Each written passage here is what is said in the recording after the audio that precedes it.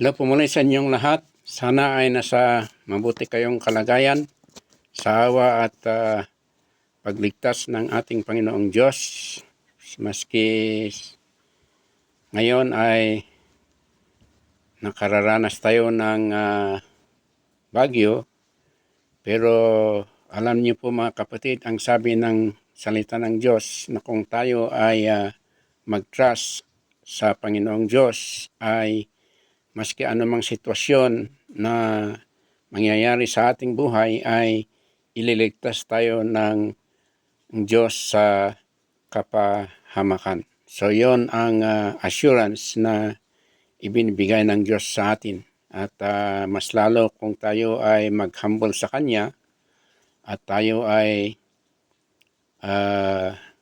magsisisi sa ating kasalanan ay siya ay He is a very forgiving God at a loving God ay siya ay may awa sa atin mga tao.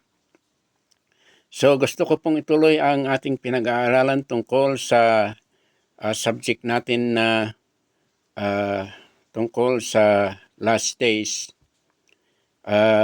In my last vlog ay tinukoy ko po tungkol sa rapture. At sorry pala kasi biglang naudlot yung video ko kasi biglang nawala ang kuryente o may blackout na nangyari. Ay ganun pa man ay malapit kasi akong magtapos sa aking vlog nung last vlog kaya tinuloy kong ipinos.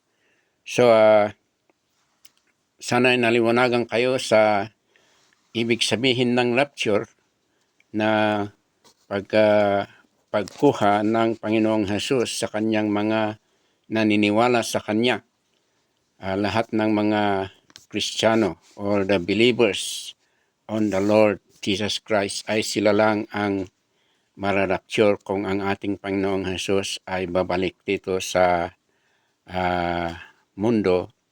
At ang pinaka-importante po ay sabi ko sa inyo ay may lugar na pagmimitan ng Panginoong Hesus at sa kanyang mga believers or mga church, at ang lugar na yon ay sinabi ng Biblia na in the air. So yon ang unang mangyari sa pagdating ng ating Panginoong Hesus dito sa mundo, sapagkat itinuturo ng mga theologians na ang pagparito ng Panginoong Hesus ay in two stages o sa dalawang ano itong Tagalog, basta in dalawang stages, na una ay pupunta doon sa air at ang mga Kristiyano imimit nila ang Panginoong Hesus. At kung matapos yung sinasabing Marriage Supper of the Lamb, ay yun na pupunta dito ang Panginoong Hesus dito mismo sa mundo. At mababasa yon sa Revelation chapter 19 verse 11. Ngayon, i-discuss natin ang paglitaw ng itong Antikristo na ito. Itong paglitaw ng Antikristo ay na-mention sa 3 beses sa Biblia. Una ay na-mention sa Daniel chapter 7 verse 21 to 27. At dito ay na-describe si Antikristo na bilang isang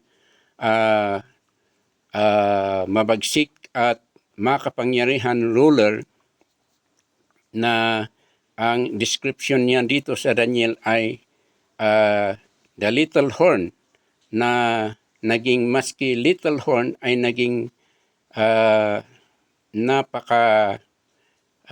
he became very powerful ruler. At ikalawa ay dito na mention sa 2 Thessalonians chapter 2 verse 1 to 12 na siya daw ay ang lowliest one, the appearance of the lowliest one, o your ibig sabihin lowliest one, sapagkat siya ay walang takot sa Diyos, sapagkat siya ay minumura pa ang Diyos. So iyon ang description ni Antikristo. At nasabi din dito sa 2 Thessalonians na ang power ni Antikristo ay manggagaling sa Diablo o kay Satanas. He will be empowered by Satan himself. So yun ang na i-record dito sa 2 Thessalonians chapter 2 verse 1 to 12. At dito, na-mention dito sa Revelation chapter 13 verse 1 to 9 na siya ay isang mabagsik na animal, the beast. At sinabi din dito in verse 2 na ang kanyang kapangyarihan ay manggagaling sa dragon na ito.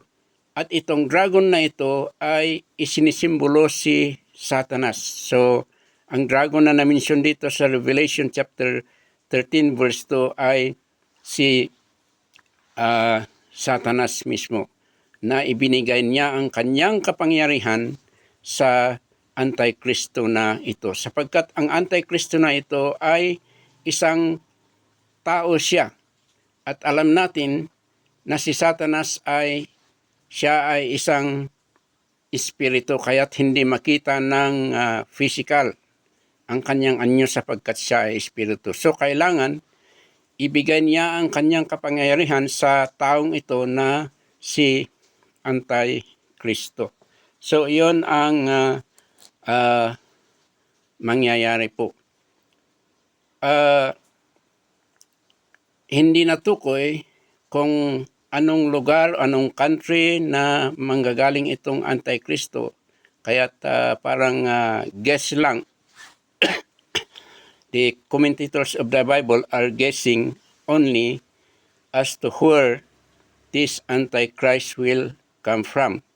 Some say he will come from Europe, and some say he will come from the from the Muslim world or the Islam world, or he will come here from the east. Pero hindi natukoy kung ano talaga ang lugar na kanyang panggagalingan. Pero ang realidad dito ay itong Antikristo ay lilitaw sa kanyang panahon. Now, the first thing na i-mention natin dito ay itong appearance, paglitaw ni Antikristo ay hindi mangyari hanggat hindi maalis yung mga Kristiyano dito sa mundo. So kailangan maalis yung mga Kristiyano sa mundo dito bago lumitaw itong Antikristo. Sapagkat hindi maari na nandito pa yung mga Christian people at lilitaw itong si Antikristo. Ngayon nga na wala pa si Antikristo ay sobra ang persecution ng mga Christian people, mas lalo na sa ibang lugar. For example, doon sa Nigeria, kung ano ang persecution ng mga Christian people doon. At ganun din sa Iran, kung ano ang sinasuffer ng mga naniniwala sa ating Panginoong Jesus doon. Sobra-sobra ang kanilang persecution. Pero kaya mas lalo na kung andito na si Antikristo, sobra ng persecution ng mga Kristiyano. Pero hindi ganoon ang mangyari. Kailangan maalis yung mga Kristiyano dito sa mundo bago lilitaw itong Antikristo na ito. At kasi sa Bible ay sinabi na may nagpipigil sa paglitaw ng Antikristo. At ang nagpipigil sa paglitaw ng Antikristo na ito, kung babasahin nyo sa 2 Thessalonians chapter 2 verse 7, ay walang iba kundi ang Espiritu ng Diyos. Sapagkat ang Espiritu ng Diyos ay special gift na binigay ng Diyos sa mga maniniwala sa ating Panginoong Jesus. At yun ay mababasa ninyo ang katotohanan sa John chapter 15 verse 16 and 17 and verse 26. So iyon ang katotohanan na hindi i-allow ng Holy Spirit ng Diyos na lilitaw itong Antikristo kung mayroon pa dito yung mga naniniwala sa ating Panginoong Hesus.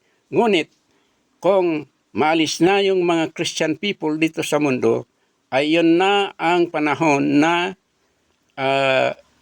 the Holy Spirit will allow the appearance of Antichrist. So iyon ang maliwanag na nakasulat dito sa 2 Thessalonians chapter 2 verse 1 to 17.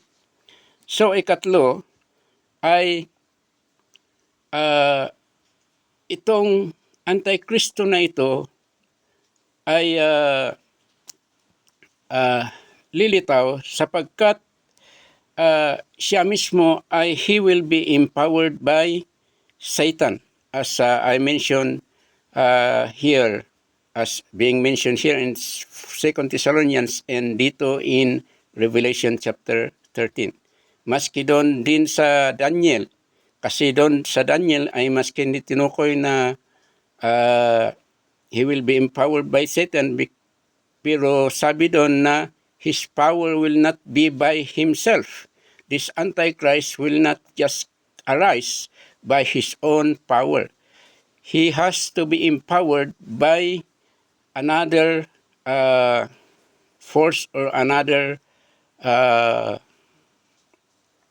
manggagaling yung kanyang power sa ibang dahilan. At itong panggalingan ng kanyang power ay walang iba kundi manggagaling kay Satanas Satanas mismo. So yun ang dahilan kung bakit itong Antikristo ay very powerful ang kanyang paglitaw at ang kanyang paghahari dito sa mundo. At next dito ay malaman natin na ang paghahari ng Antikristo at ang pagrurule niya sa kanyang mga Israelite people or the Jewish people ay he will execute his powerful acts for a period of 3.5 years. So iyon ang gawain ng Antikristo na ito. Sapagkat yun ang pinaka-importanting pakay na gustong sirain ng Antikristo ay itong mga Jewish people or itong mga Israelite people. Pero sabi dito sa Biblia, he will rule over the people of God, meaning yung mga Israelite people, for just a period of 3.5 years. So he will execute his very powerful act for a 3.5 years. At ito ang maliwanag dito sa salita ng Diyos. Sapagkat maski ini-explain ng mga scholars ng Biblia na ang tribulation period ay 7 years tribulation period, ngunit itong last 3.5 years ng tribulation period ay ang mga sinasuffer ng tao dito sa mundo ay hindi mismo kay Antikristo, ngunit manggagaling mismo sa Diyos. Excuse me. Sapagkat dito, tinutukoy in chapter 16 ng Revelation, itong 7 bowls of wrath or 7 vials of the wrath of God. So ito ang mangyayari, yung mga 7 anghel na na-mention doon sa Revelation, they will pour out their bowls of wrath dito sa mundo. Ngunit bakit kaya ipinapur out ng Diyos ang kanyang wrath dito sa mundo? Sapagkat alam nyo, kung basahin nyo yung Revelation ay maski ano ang mangyayari dito sa mundo ay itong mga tao ay ayaw nilang maniwala sa Diyos at on the reverse ay they are blaspheming God. You can know that if you read Revelation chapter 16. Instead of humbling themselves and asking forgiveness and giving glory to God, but still in the sa itong mangyayaring bowls of wrath ay binablasim pa nila ang Panginoong Diyos. So kaya't ito sanang mga wrath ng Diyos na mangyayari sa mundo ay para-paraan na ang mga tao ay mag-repent sila sa kanilang kasalanan, pero on the reverse ay hindi sila mag-repent sa kanilang kasalanan. Kaya the wrath of God ay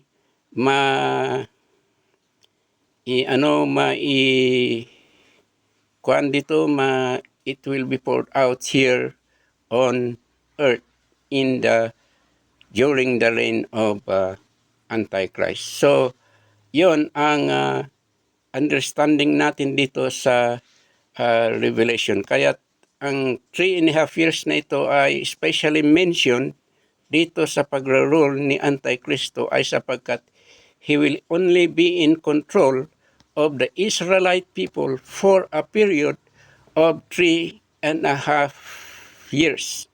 And that's the only time he is allowed by God to control the people of God. But on the last 3.5 years ay iba na ang mangyayari sapagkat ang sinasuffer ng mga tao dito sa mundo ay ang judgment ng Diyos na symbolized by itong sinasabing 7 bowls of wrath. So, iyon mga kapatid ang mangyayari sa pagparito ng ating Panginoong pagparito ng paglitaw ng Antikristo. So, hindi ako magtagal mga kapatid kasi ayaw ko naman na kayo ay mainip kayo sa matagal na pag-i-explain ko sa salita ng Diyos. Hanggang dito lang ako at salamat mga kapatid sa inyong pagsusubaybay sa pinag-aaralan natin.